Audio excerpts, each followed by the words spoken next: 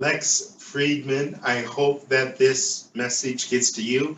I love how you talk about love. You're really the only person that I hear mention that so much of all of the different podcasts, of all the different personalities out there. I've done a lot of work in the area. I've done over 80 videos about different aspects of love. It's the foundation of why I do what I do, but I just want to let you know about this project that I'm working on.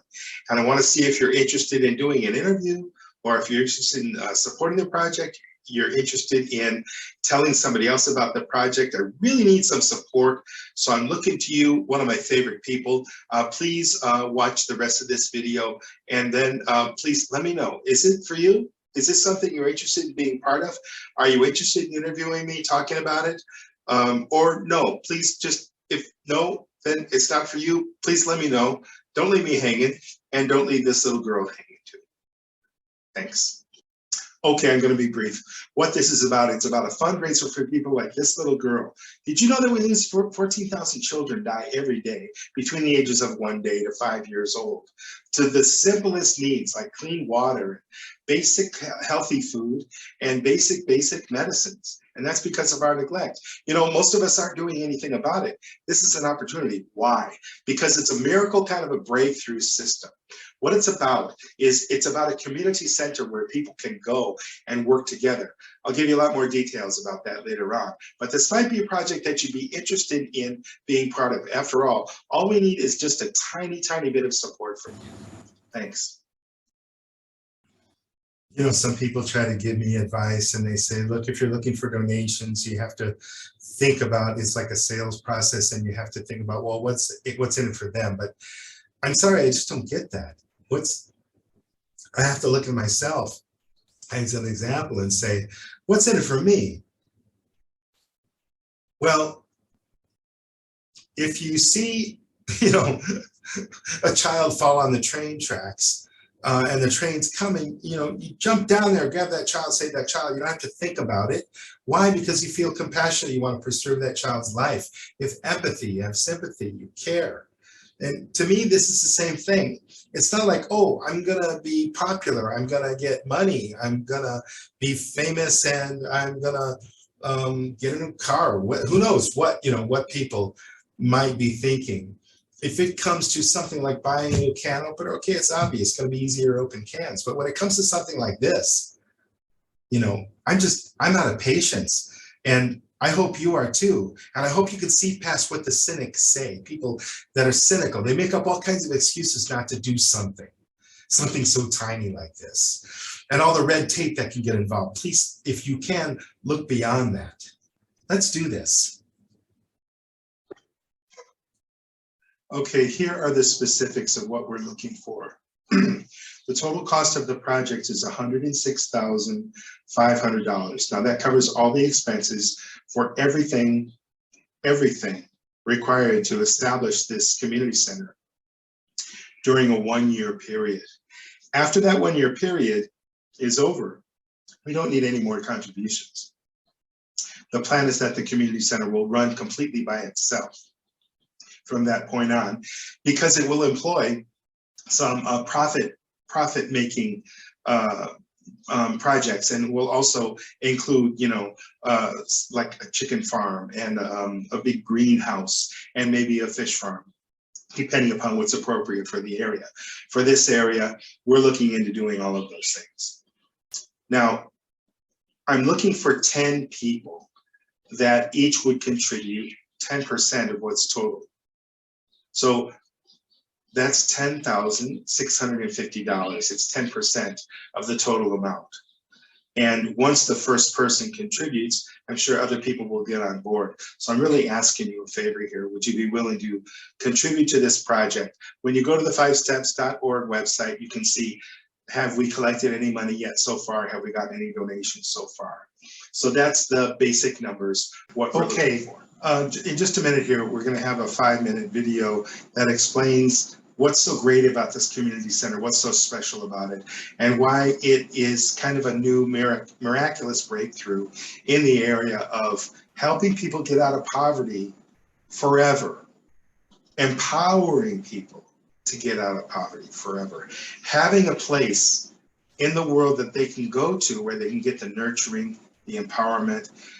It helps people to actualize. Right now, we don't have that. We just have people clamoring and drinking dirty water, and people that are dying needlessly, and people that never get to see what it would be like to have a happy and secure life. The Community Center Project, the Everybody Community Center, brings that to people. Okay, so I want to thank you in advance. I want to thank you for watching this video. And I want to let you know, if you feel like you're a compassionate person, I'm sure you are, then maybe you feel compassionate enough to become part of this project to help us out. Only looking for 10 people, about $10,000 each. This is a we're setting the bar very, very low. And it's a pilot project. So we really need someone to overlook the cynicism and overlook all that red tape and all that confusion and just say, what the heck, I'll take a chance. So thanks so much for watching. Please be sure to reply in some way, contacting us with a yes, okay, I'm interested, or no, I'm not. Don't leave us hanging, please, and don't leave this girl waiting and wondering. Thank you so much.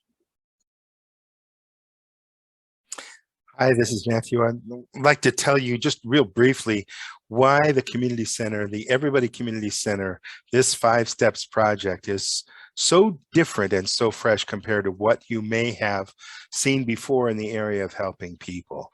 First of all, it's sustainable. This is something that we can continue year after year because it pays for itself. After the first year of donations that help get it off the ground, which is $106,500, is our close estimate to what it's going to cost to handle all the expenses for the first year to get it started. After the first year, it's self-sufficient. No more donations will be needed. It's permanent. So this is not a temporary thing where we're just buying Thanksgiving dinners or we're just pulling up with a truck full of rice and things like that. No, this is something that's permanent. It's not a temporary thing. So people can go there day after day, year after year, and get help and help others. It's a center for community. This is needed because this doesn't really exist, not this type of a community center. It will impact poverty immediately. It'll impact crime in a very short period of time because, so much crime comes from 2 things: lack of accountability and extreme poverty. People get desperate. People become criminals most of the time out of desperation. We eliminate that very, very soon. And we also help with the lost resources. People that are in poverty, a lot of times they have nothing to do all day. They have no place to go. And these are people that have physical resources, but they also have mental resources too. How many children have died? We're losing 14,000 children every day to our neglect. How many of those children would have been geniuses in physics, mathematics, medicine? I bet the cure for cancer could have been reached so much sooner if we had nurtured more people, if more people were able to go to school, study medicine, whatever it was, and develop into actualized human beings. And that's what the community center is about, creating actualized human beings. Another aspect is accountability. So we hold people accountable for how much did you help out. Now, we're not being nitpicky and we're not splitting hairs, but we're saying, look, if you want to be able to benefit from the community, then you should contribute to the community. You need to help out in the greenhouse or the fish farm or the chicken farm or wherever else, help to make food for people that come in and they're looking for a quick snack.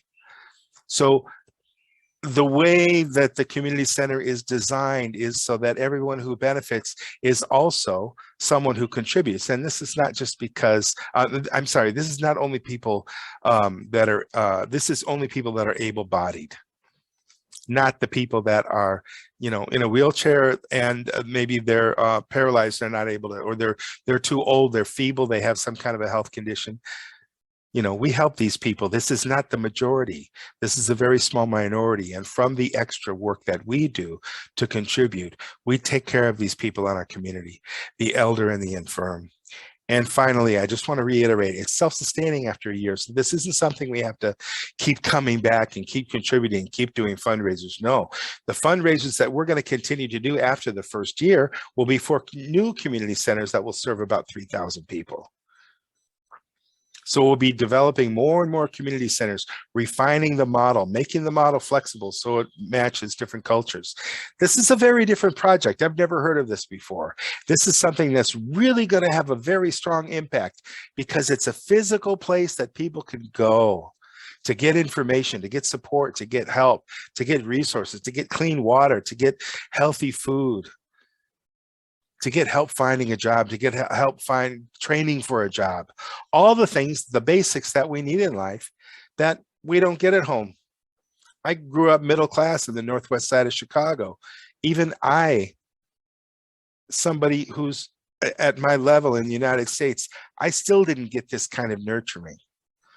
And it's missing for at least 1 billion people, probably quite a bit more. Thanks for listening. Okay, so there's the details. Does this little girl seem like someone worth supporting? Does this project seem like it's worth supporting? Remember, it's not about you, it's not about me, it's about these 14,000 children every day. Does it seem worthwhile? Okay, please let us know. Here's the contact information.